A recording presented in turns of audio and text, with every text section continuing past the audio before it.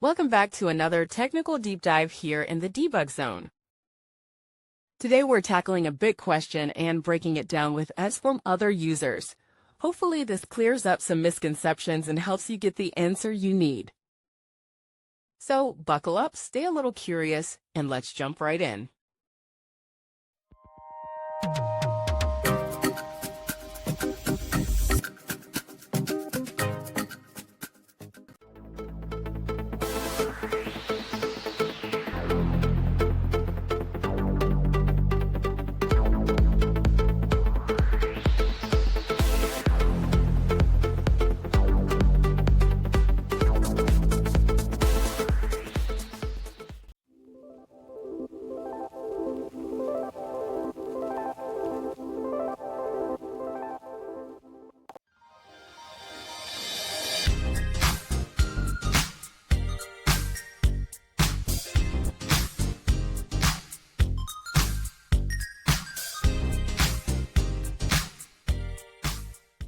And that's a wrap.